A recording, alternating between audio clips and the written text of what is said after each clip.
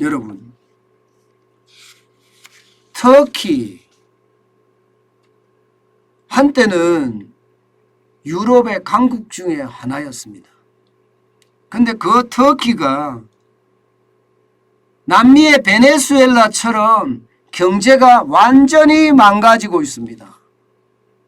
제가 오죽했으면 제2 베네수엘라라고 이름을 달았겠습니까? 왜냐하면요, 여러분, 이거 한번 보세요.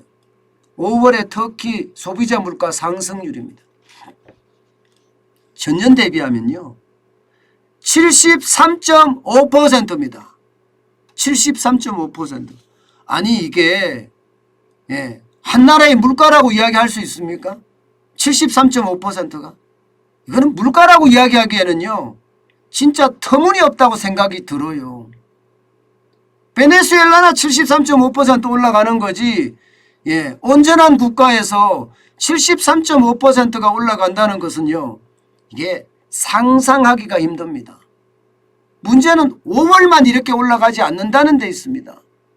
이 그래프를 한번 보시면요, 지금 뭐 73.5%는 그냥 우습습니다. 물론 최고치긴 합니다. 최고치긴 합니다. 뭐 작년 11월만 하더라도 21.3%, 12월에 36% 올라갔거든요. 이 그래프에서도 나타납니다. 올 1월 들어와서부터 말입니다. 이 폭이 굉장히 늘어납니다. 48.7%가 올라갔고요. 763.23이라는 게 딱 그겁니다. 이게 전년 대비해서 48.7%가 올라갔다는 뜻이에요. 2월 들어서는 54%가 올라갔습니다. 799.93으로 올라갔고요. 54%. 3월 들어서는요, 여러분, 61%가 올라갔습니다. 61%. 그래서 843.64를 기록했고요. 야, 참 지금 장난 아니죠? 여기다가 말입니다. 4월에도 소비자 물가는요, 지금 거의 70%를 가까이 갔습니다. 69%가 넘었으니까요. 그러다가 급기야 7월에는 931.76, 73.5%까지 올라간 겁니다.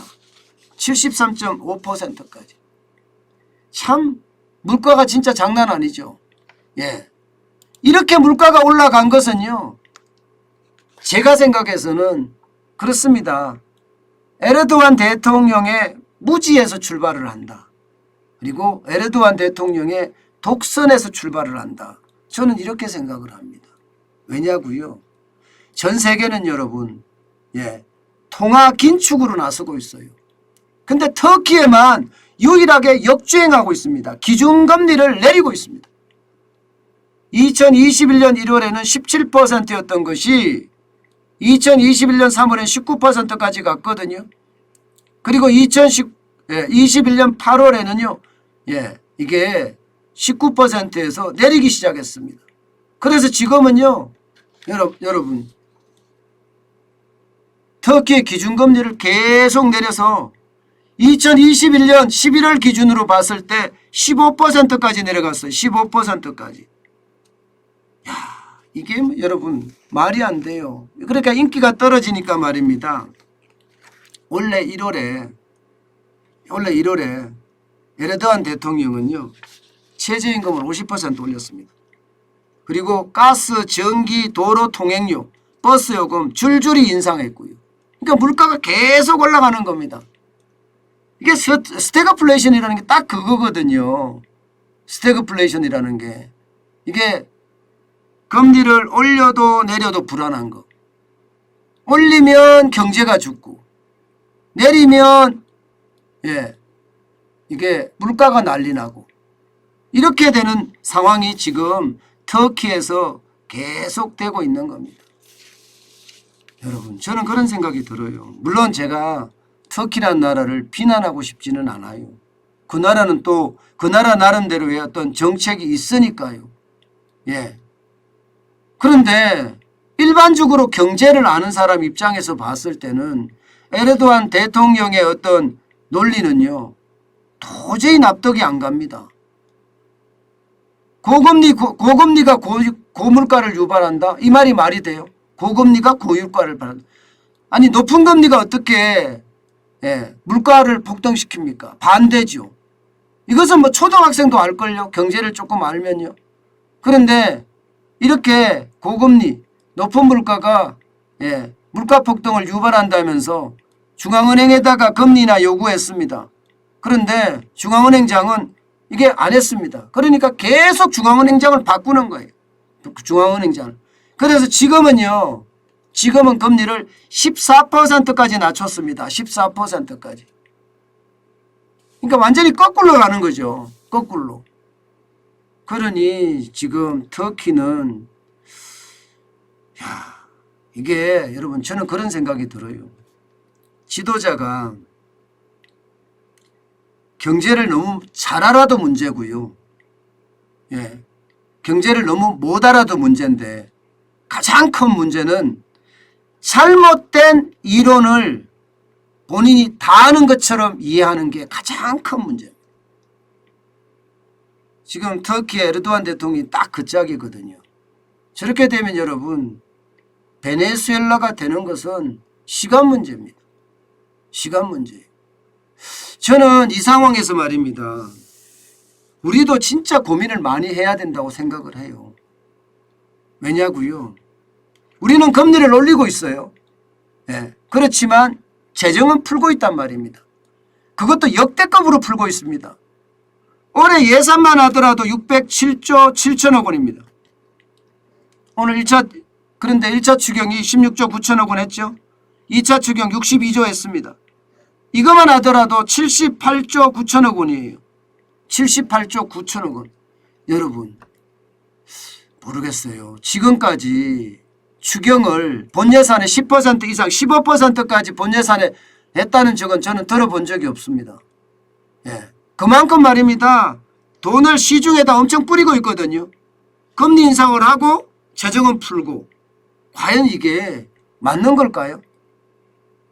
저는 이게 물론 이게 폴리시 믹스라고 해서 재정은 어느 정도 풀어가면서 금리를 올리면서 실제 금리를 올려서 이자 폭탄을 맞는 진짜 어려운 계층에게 이게 재정의 정책을 써가는 것 이게 맞을 수도 있어요.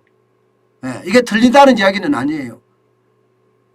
금리와 재정의 엇박자 어느 정도는 뭐 일어날 수 있다고 생각은 해요.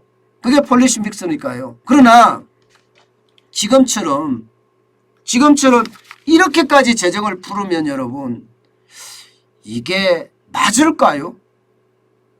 저는 물가를 잡으려고 하는 것이 아니라 이렇게 가다가는 저는 물가가 우리가 상상하지 못하는 한 번도 경험하지 못했던 물가를 볼 수 있을지도 모릅니다. 물론 오일쇼크 때처럼 그때까지 올라가겠네. 24%, 25%, 26%까지 올라가겠냐 이렇게 생각은 하지만 그거는 생각이고요. 현실은 그게 아닐 수도 있습니다. 추가 경정 예산을 여러분 푸는 게 78조 9천억 원이면 607조 7천억 원에 이게 어마어마한 분량이잖아요. 적어도 12% 13%는 될 거 아니에요. 그렇게까지 돈을 푸는데 통화량이 그렇게 늘어나는데 지켜낼까요? 글쎄요. 제가 이게 계속 지킬 수 있다는 생각 솔직히 저는 못합니다. 그런 차원에서 보면 지금 터키의 소비자 물가가 73.5% 올라갔다고 해서 말입니다. 이게 남의 일이 아닌 것 같아서 그래요. 이게 남의 일이 아닌 것 같아서.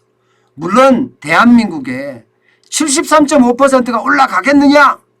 그런 일은 오지 않겠죠. 단언합니다. 이거는.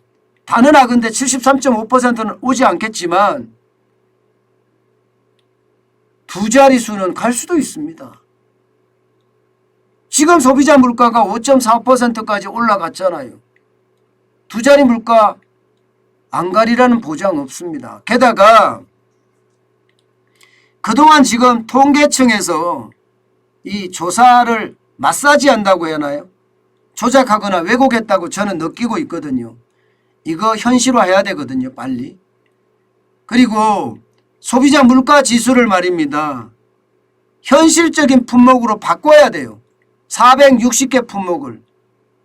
예, 현실적인 품목으로 재조정하면 저는 물가가 5.4%가 아니라 더 올라갈 수도 있다고 생각해요. 윤석열 정부는요. 저 이거부터 까야 된다고 생각합니다. 예. 통계라는 건 나라의 근간입니다. 나라의 뿌리예요. 이게 지금 흔들려 있단 말입니다. 이거를 정상화시키면 도대체 어떤 결과가 나올지 저도 그 결과가 사실 두렵습니다. 그만큼 말입니다. 물가 상승률은 터키가 많이 올라간다고 폭등한다 아니면 폭복등한다 하는 게 남의 일이 아니라는 뜻입니다. 우리도 곧 맞닥뜨릴 그런 상황일지도 모른다. 저는 그런 생각까지 해봅니다.